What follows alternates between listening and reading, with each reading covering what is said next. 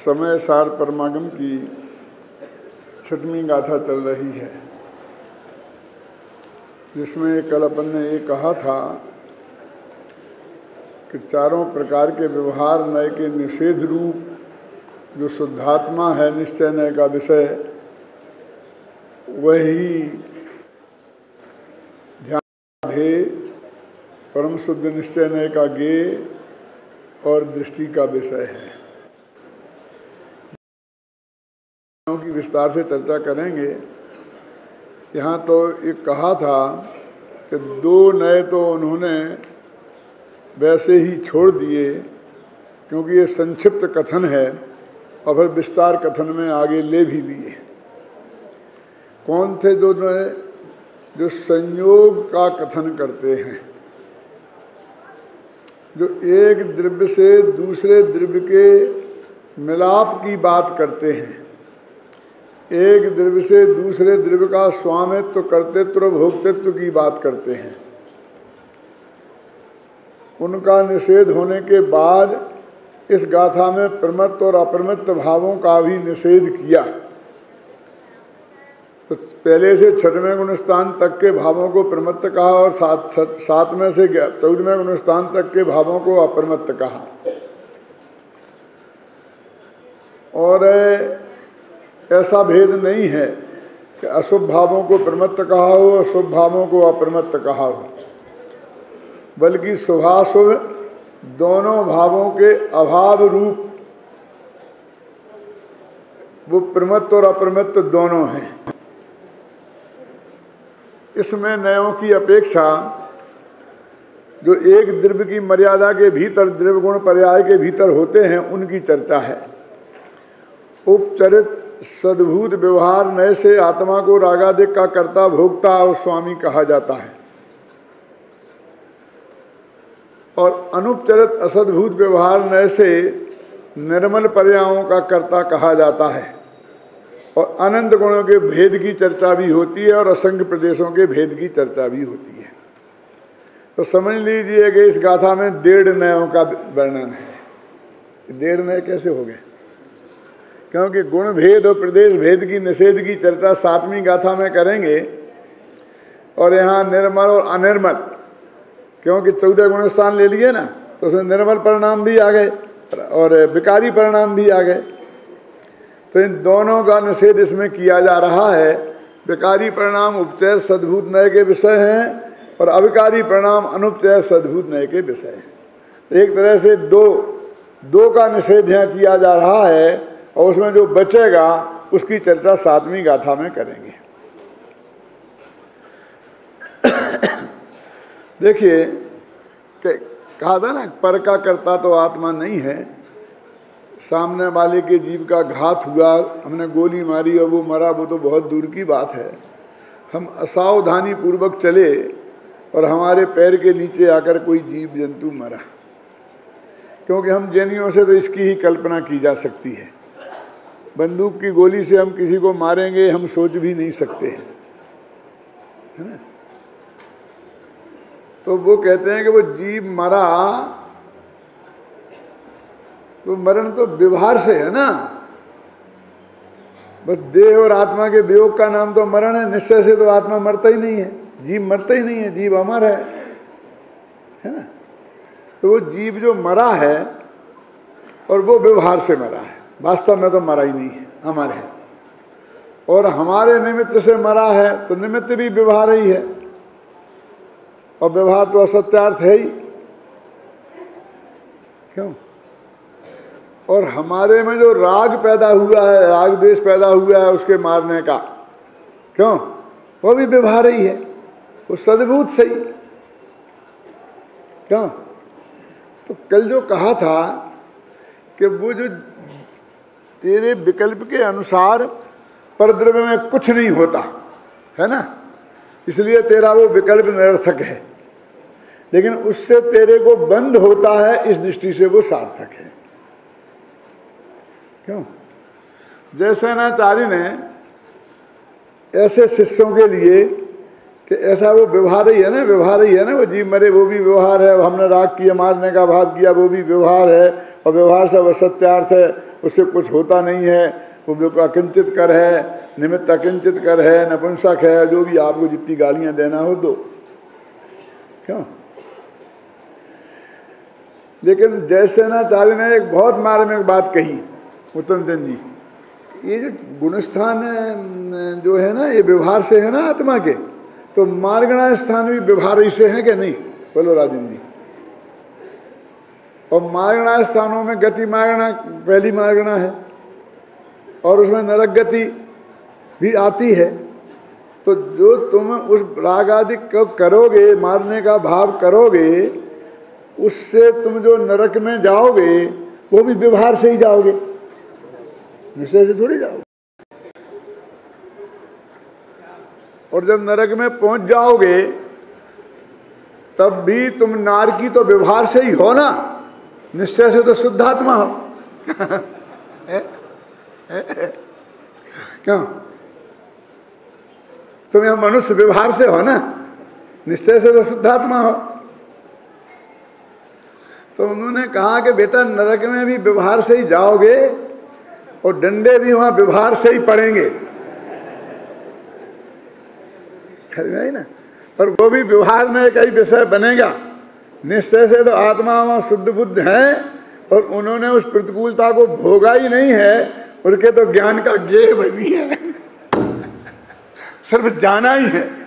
क्या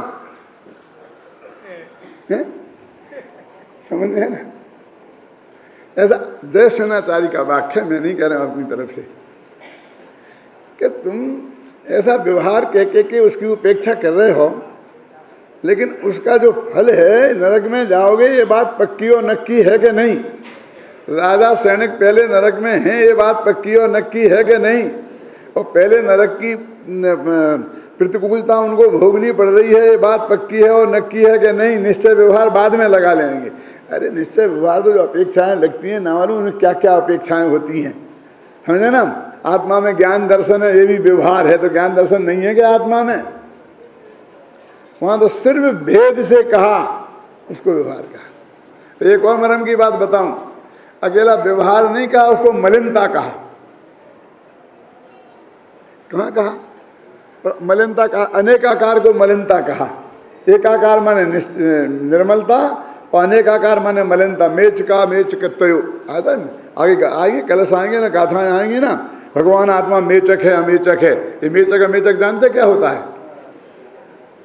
पांडे राजमल जी ने मेचक का अर्थ मलिन और अमेचक का अर्थ अमलिन किया है, और वास्तव में उसका विशुद्ध अर्थ मेचक माने अनेकाकार और अमेचक माने एकाकार है। पंडित जी, वो एक और अनेक वाले बोल है, ये होते हैं ना बोल, कौन कौन से, भेदा भेद है ना, नित्य अनित्य, तो एक अनेक।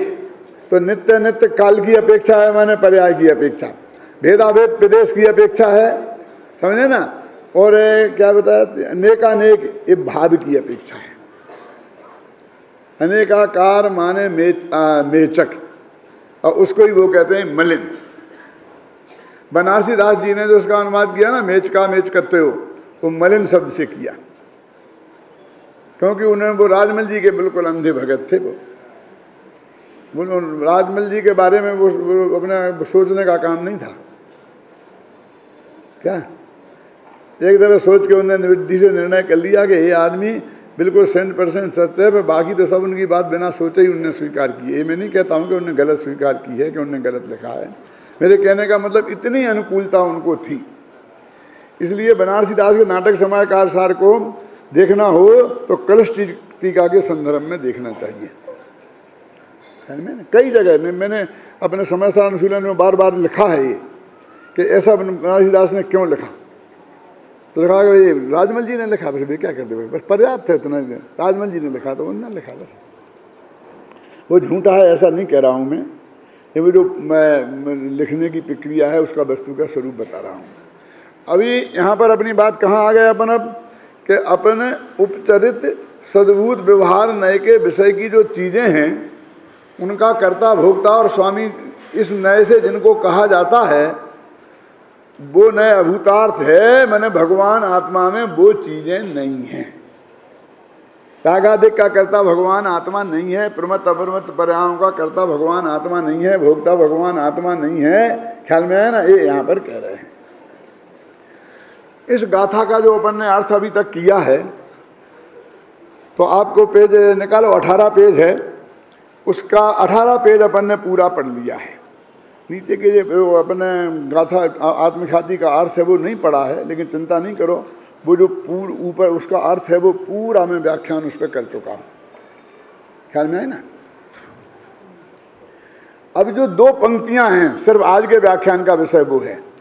19 पेज के ऊपर जो संस्कृत की 2 पंक्तियां हैं, बस आज वो बात समझानी है। तो पढ़ते हैं उन्हें। नाच अस्य गे निष्ठत्वेन ज्ञायकत्व प्रसिद्धे दाह्य निष्ठ दहन शैव अशुद्धत्वम यतो ही तस्यावस्थायां ज्ञायकत्वेन यो ज्ञातः सा स्वरूप प्रकाशन दशायां प्रदीपस्यैव कर्ति कर्मणो अनन्यत्वात् ज्ञायक एव। इन 2 पंक्तियों का अर्थ अपन को करना है। और इसमें 2 उदाहरण दिए हैं 2 पंक्तियों में। देखो, कोमा नहीं है, फुल स्टॉप नहीं, पूरा फुल स्टॉप तो 2 के बाद में ही है, लेकिन 2 उदाहरण आ गए बीच में। एक तो दीपक का और एक अग्नि का, ईंधन और अग्नि का। मैं पहले आपको जरा वैसे समझा देता हूँ, फिर अपन इसका अर्थ करके भी इस पर भी बताएंगे क्या है, किस शब्द का क्या अर्थ है। कि ईंधन ने, अग्नि ने ईंधन को जलाया, तो वो कहते हैं कि अग्नि ईंधन के आकार हुई कि नहीं हुई। क्या मतलब, कोयला है ना और उसे जलाए अग्नि, तो वो कोयला का जैसा आकार है लकड़ी का, वो उस आकार होगी ना अग्नि। कंडा हो तो कंडे के आकार होगी। अग्नि का आकार स्वयं का कोई आकार नहीं है, वो तो जिस वस्तु को जलाए उसे ईंधन बोलते हैं। समझे ना। मानो लोहे को जलाए, एकदम लाल हो गया लोहा, तो वो अग्नि का जो पिंड है वो किस आकार में है? लोहे के आकार में है। तो कहते हैं कि यद्यपि वो अग्नि ईंधन के आकार हो गई है, उन्होंने अकलंक देव ने राजवार्तिक में तो ऐसा लिखा है कि घास जलती है, इस सूत्र में से ये बात 100% झूठी है। क्यों? कि जब वो घास है तब वो जलती नहीं है, और जब वो जलती है तब वो घास नहीं है, आग है। उसे आप क्या बोलते हैं? जो मतलब जलता हुआ कोयला है उसे आप कोयला बोलते हैं कि आग बोलते हैं? बोलो, समझे ना। और जब वो जल नहीं रहा था तब कोयला, अब तो वो आग है, कोयला नहीं है, वो आग है। तो दहती पलाला, तो पलाला माने घास, और दहती, तो जब वो पलाल है वो समय अलग है और दहती शब्द अलग है, तो समय भेद पड़ गया। और ऋषिसूत्र ने एक समय को पकड़ता है, इसलिए एक समय में दोनों बातें, घास नहीं जल सकती है, आग ही जल सकती है। इसलिए हमेशा जलती तो आग ही है, ईंधन कभी जलता नहीं है। अब वो कहते हैं कि अग्नि की ये विशेषता है कि जिस ईंधन को वो जलाएगी, समझ लो भले ही वो आग है, लेकिन उसका आकार जैसा वो ईंधन का पहले था बिल्कुल वैसा ही रहेगा। तो अब अग्नि हुई दाहक और वो ईंधन हुआ दाह्य, नाम हुए ना। दाहक माने जलाने वाली और दाह्य माने जलने वाली। तो कहते हैं कि दाहक दाह्य के आकार है, समझ गया। अग्नि ईंधन के आकार रूप परिणमित हुई है,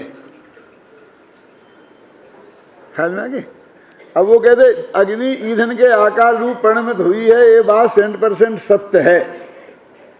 लेकिन अग्नि के ईंधन के आकार रूप से परिणमित होने पर ईंधन में जो अशुद्धि थी, उस अशुद्धि ने अग्नि में प्रवेश नहीं किया। क्या है? और ये 24 घंटा आपका काम है। यदि मेरी बात आप नहीं मानोगे तो आप घर में रोटी खाना, चाय पीना मुश्किल हो जाएगा। थोड़ी करूं व्याख्या। ये जो आप गैस जलाते हो ना घर में, तो वो जो गैस की लौ जलती है वो गैस है कि आग है? आग है। तो गैस तो कैसे बनी है तुम्हें मालूम है?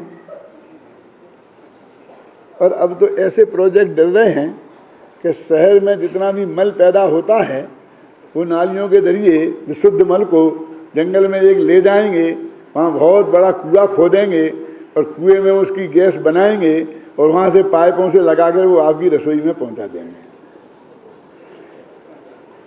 गोबर गैस प्लांट थे, अब तो मनुष्य गैस प्लांट हो जाएंगे, मनुष्य के मल के। खैर वो गोबर सही, वो भी तो कम से कम भिष्टा ही है ना, गाय की सही ना, क्यों?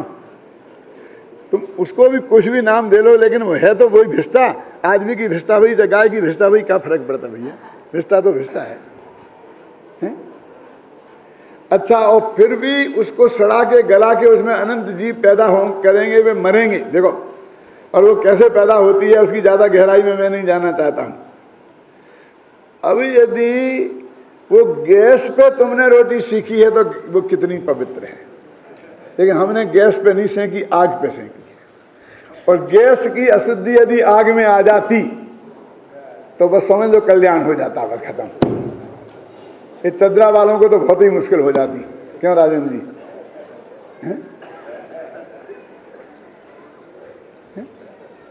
आज के गैस पुराना गोबर है, गोबर को जला करके उस पर अपन बाटियां सेंकते थे कि नहीं सेंकते थे? तो वो बुजुर्ग लोग कहते थे कि वो बिल्कुल जल जाए और उसमें से धुआं नहीं निकले जतीश भाई, तब वो आग हो गई और उस पर बाटी सेंको तो कोई अपवित्र नहीं है। लेकिन उसमें गोबर का अंश रह गया, क्यों है? तो अशुद्ध है। तो ईंधन में तो अशुद्धि है, मैं इतना कहना चाहता हूं। चाहे आज का ईंधन हो चाहे पुराने जमाने का ईंधन हो, अब ईंधन अपन का पर्याय बदल गई, पर्याय बदल गई, क्योंकि अपन तो गुरुदेव के भगत हो गए ना, पर्याय बदलने वाले। मैं भी यही कह रहा हूँ, वो पर्याय बदल गई, उसी के आधार पर अपना सारा व्यवहार चल रहा है। यदि उसको उसी में माने तो अपन कोई चीज नहीं खा सकते। गेहूं है, खेत में पैदा हुआ, वहां खाद काय का डाला गया, उसमें भी गोबर डाला गया था। मैं वो ज्यादा आगे नहीं बढ़ना चाहता हूं, तो वो गोबर भी मर ही तो था, क्यों? लेकिन अपन ने गेहूं में उसकी अवस्था बदल गई और वो परम पवित्र हो गया अपने लिए, मुनि महाराजों के लिए, सबके लिए। मेरे कहने का मतलब पर्याय बदल जाने से आप समझेंगे ना। तो दाह्य माने ईंधन, दाह्य निष्ठ, दहन माने अग्नि। देखो लिखा ना, पढ़ो इसे। दाह्य निष्ठ दहन सैव न अशुद्धत्वम, कि दाह्य निष्ठ जो दहन माने अग्नि है, ईंधन रूप परिणमित जो अग्नि है उसमें ईंधन की अशुद्धि नहीं आती है। किताब है हाथ में, काय के लिए ली है? मैं अपने विद्यार्थियों को थोड़ा छोड़ देता हूँ और आप बड़े बड़े पंडितों से पूछता हूँ, बोलो राजेंद्र, दोनों राजेंद्र, किताब क्यों नहीं ली हाथ में? यहाँ किताबें नहीं मिल रही हो तो 25 रुपये में मिल रही हैं बड़े दादा की तरफ से, ले लेना। अपनी किताब लेके बैठना चाहिए, उसमें निशान लगाने की सुविधा रहती है। देखो बताओ, मैं कहता हूँ ना कहाँ लिखा, मैं कह रहा हूँ दग्नि के आकार, दाही के आकार, दहन माने अग्नि परिणमित हुई तो अशुद्धत्वम लिखा है, ना कहाँ है? उनमें अशुद्धता नहीं होती है, कहाँ है? अर्थ निकाल दो, अपने मन से निकाल दो। मैं अभी अपनी एक आध विद्यार्थी से पूछ के बताऊंगा, फिर अभी नहीं करूंगा तुलना, चिंता मत करो। शुरू में है ना, ना देखो ना, शुरू में लिखा ना, ना, ये ना यहां से लेना, क्या लिखो, क्या लिखा? दाह्य निष्ठ दहन से अशुद्धत्वम न, इतना यहां से लेना और इतना यहां से लेना, उत्तम जनी है ना। क्या कह रहा समझ में आया ना? कहते हैं कि ईंधन में जो अशुद्धि है उससे जली हुई अग्नि, यद्यपि अग्नि के आकार ईंधन नहीं बदला, अग्नि ईंधन के आकार बदली है। अग्नि ने ईंधन के गले में वरमाला डाली है, फिर भी ईंधन की अशुद्धि अग्नि में नहीं आई। ये बात सबको मान्य है, सारी दुनिया को मान्य है व्यवहार में। तो वो कहते हैं कि इस ज्ञान ने गे को जाना। देखो गे निष्ठत्वेन ज्ञायकत्वे, ज्ञायक गे निष्ठ है, उसकी निष्ठा गे के प्रति है। देखा, गे को जानने वाला जो ज्ञायक है, यद्यपि वो गेयाकार रूप परिणमित हुआ है। आप घबराना नहीं, पूरी बात सुनना।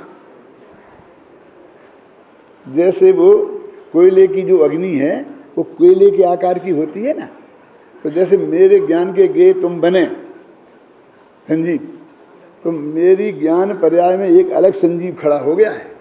मेरी ज्ञान पर्याय में एक अलग संजीव बन गया है। तो एक संजीव नाम का शब्द 3 संजीव हो गए। क्रमबद्ध पर्याय में लिखे ना 3 संजीव हो गए। और तुम संजीव अर्थ संजीव हो, और मेरे ज्ञान में जो संजीव बना वो ज्ञान संजीव है, और जो मैं मुंह से संजीव बोल रहा हूँ वो शब्द संजीव है। तो मेरे ज्ञान का जो संजीव है और शब्द का संजीव है, तुमसे कुछ लेना देना नहीं है। उसे मैं कितनी भी गालियां दूं तुम नाराज नहीं हो सकते, तुमसे जुदा है ना बिल्कुल, लेकिन तुम्हारे आकार का है। यानी मेरे ज्ञान के आकार रूप तुम नहीं हुए, तुम में नो चेंज। गे में ज्ञान के जानने से कोई चेंज नहीं आता, ठीक है, लेकिन बल्कि ज्ञान अपनी पर्याय उसके आकार रूप परिणमित होती है। ख्याल में आई ना, उसे बोलते हैं गे आकार।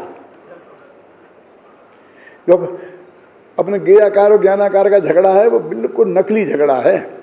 वो अपनी पूजन में आता है ना, ज्ञायक के आकार ममत्व निवार के, वैसे वो यही गाथा किसे लिया है। वो क्या है उसका अर्थ?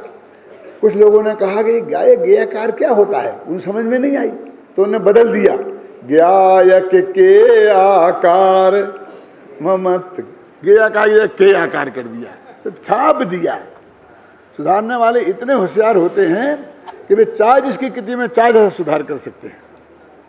यहाँ किसी महानुभाव ने सुधार दिया मेरी किताब कृति में, तो मेरे पास है ना 15वीं गाथा सुधरी हुई है, किसी महापुरुष ने सुधार दी है।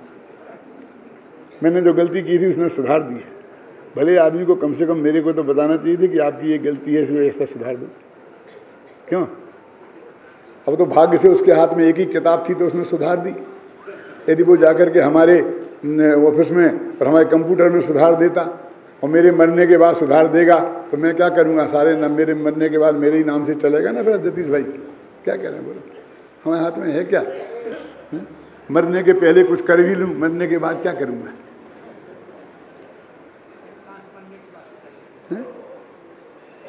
समझे ना?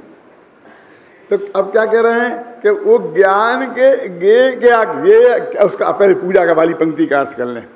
ज्ञायक गेयाकार ममत्व निवार के ज्ञायक है, यद्यपि वो गेयाकार रूप परिणमित हुआ है, लेकिन गे के प्रति उसने एकत्व ममत्व कर्तृत्व भोक्तृत्व नहीं किया। ये ममत्व निवार के का अर्थ है, यानी एकत्व ममत्व कर्तृत्व भोक्तृत्व नहीं किया तो ज्ञायक परम पवित्र रहा। अब ज्ञानाकार और गेयाकार में क्या फर्क है वो भी समझ लो। तो एक ही है शैलेश भाई, एक ही चीज के 2 नाम हैं। मैं आपसे एक प्रश्न पूछता हूं, बहुत सरल है, कोई इनाम भी दे देगा कि पंडित हुकुमचंद में और डॉक्टर भारले में क्या फर्क है? क्यों? अरे एक ही व्यक्ति को 2 नाम से कहते हैं, ऐसे एक ही व्यक्ति को 2 नाम से कहते हैं और कुछ नहीं है।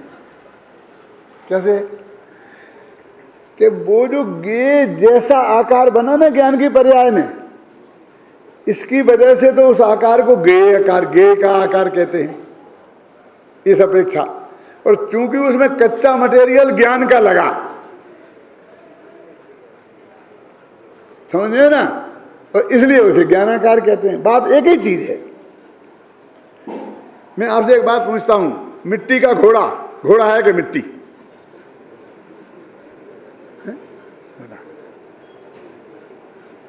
सिंगमरमर के महावीर सिंगमरमर हैं कि महावीर?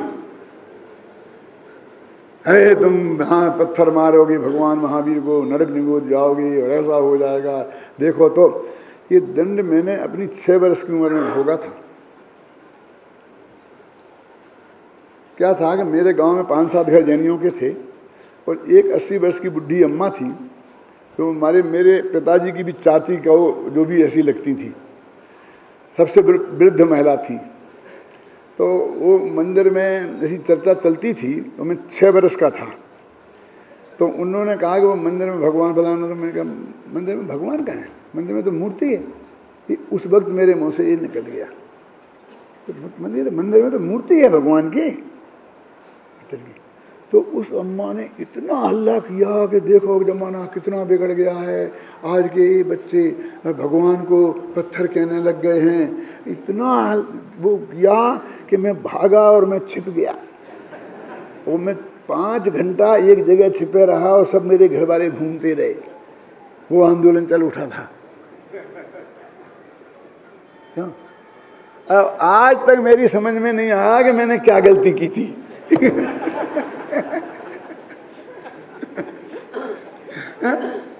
आखिरकार मेरे में मिला जब, तो मेरी माँ ने मुझे बहुत समझाया, पिताजी ने समझाया कि नहीं बेटा ऐसा नहीं बोलते, ऐसा नहीं बोलते, अब ऐसा नहीं बोलते, अब ऐसा नहीं बोलते।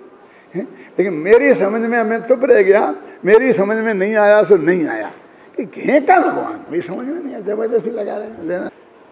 तो क्या ज्ञ आकार का समझ में आ गया कि उसमें कच्चा मटेरियल काय का लग रहा है, संगमरमर का कि भगवान का।